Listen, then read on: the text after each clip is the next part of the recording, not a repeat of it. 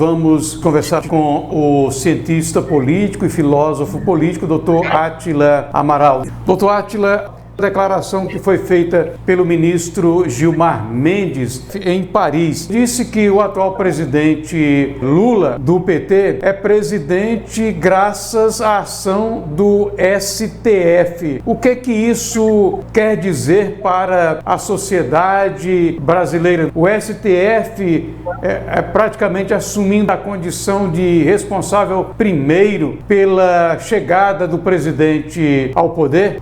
Mentira, ele não pode estar sendo acusado. Agora, o problema é que as atribuições do Supremo Tribunal não o colocam na posição de ser o árbitro ou de interferir inteirosamente na condução da eleição. Isso significa dizer que o Supremo Tribunal Federal ele está se sentindo à vontade para se posicionar abertamente como um agente primariamente político. É claro que, em um sentido geral, de que o exercício de qualquer poder ele diz respeito à organização da polis, da cidade, das estruturas institucionais que perpassam a convivência social. Mas esse é o sentido geral.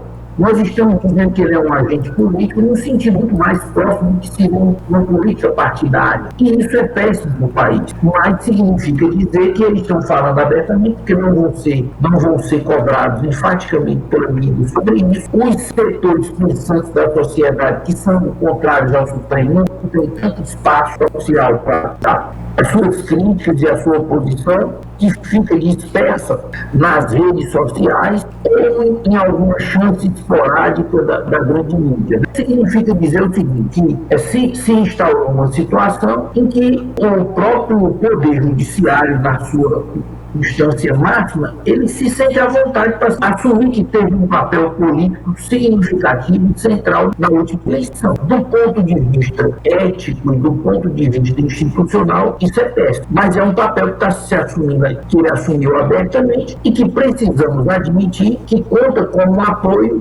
significativo da sociedade, sobretudo nesse momento em que as forças da mídia, as da comunicação estão alinhadas com o governo e com o próprio Supremo. Agora, há uma metade da população que entende que esse tipo de postura coloca o Supremo fora do leito constitucional. E quando se começa a agir fora do leito constitucional, as consequências podem não ser boas, porque se cria uma situação em que o próprio poder vai passar a ser visto como um agente político. No momento, ele está com essa constelação de forças a favor dele, mas quem garante que ele vai estar daqui a 5 anos com essa constelação de forças a favor? Porque na hora que ele for hostilizado, ele não vai poder dizer que agiu dentro dos parâmetros que ele já admitiu. Você se lembra na campanha, a ministra admitiu que fez censura, que era contra a Constituição, mas que era só uma vezinha. O outro ministro participou de um evento que era para discutir como é que se tira um presidente de um governo. Isso é um evento no Texas. E depois ele disse que venceu o bolsonarismo e participou de uma campanha contra uma legislação que o governo propôs para dar mais segurança ao processo eleitoral. Essa pessoa ela tem condição de julgar algum processo que envolva o ex-presidente ou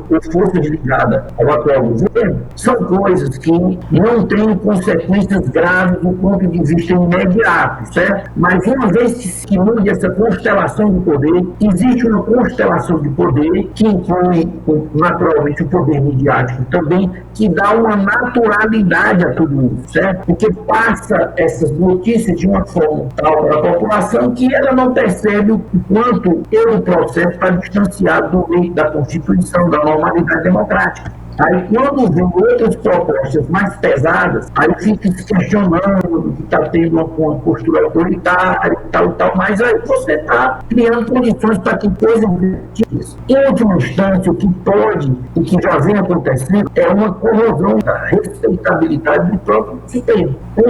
O Gilmar, ele já fez, as considerações que ele faz hoje sobre a Lava Jato são éticas da que ele fazia alguns anos atrás. E o Lula teve que se explicar, ele quer que você dê um apoio tão enfático naquela época, o que foi que mudou na operação, para que ela perdesse a sua legalidade, a sua legitimidade. Tudo bem, eu acho a vida democrática é debate, é discussão, isso não pode ser discutido.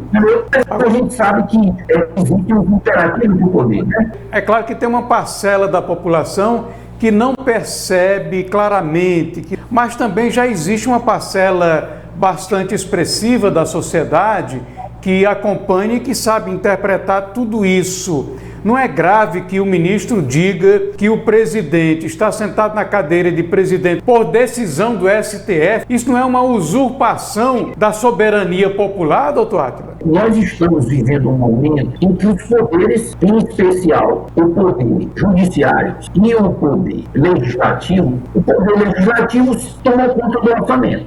Resta ao presidente repassar muito pouco para os seus ministérios. Grande parte está nessas emendas que funcionam como moedas de compra para eventuais votações, e a racionalidade desse gasto fica muito comprometida.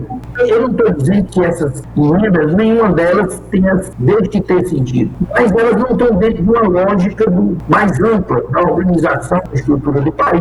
É uma mistura do varejo com o atacado. Isso tudo gera confusão e cria o seguinte: o poder judiciário agiu muitas vezes nos últimos anos de forma que extrapola as suas atribuições, entendeu? Então não deixa de ser uma usurpação dos outros poderes e do poder do eleitor. Quando o judiciário se arroga a definir questões sobre aborto, sobre o marco temporal, sendo que há legislações sendo aprovadas sobre isso nesse momento, discutidas e próximas de um desfecho final, isso aí não deixa de ser uma forma de usurpação. Eles não foram escolhidos com essa finalidade. Ser guardião da ordem jurídica é a missão principal. Por outro lado, a fragilidade do legislativo cria uma situação que ele chegou a aprovar um texto em que o próprio poder legislativo aparece como um revisor constitucional. Quer dizer, ele está tentando devolver a moeda, ou seja, invadir o poder judiciário. E aí as medidas que ele pode tomar contra o judiciário, que estão ao alcance do impedimento, por exemplo, do ministro, ele não está fazendo. Nós estamos em uma confusão generalizada. É claro que isso se explica pelo fato de que essa legislação foi aprovada com votação muito folgada na Câmara, que é mais distante do Judiciário. No Senado é mais próximo, embora tenha se estranhado em alguns aspectos. Existe uma parte ponderável da população que percebe as distorções, mas ela não está ainda organizada o suficiente, nem com o suporte midiático necessário para ela vocalizar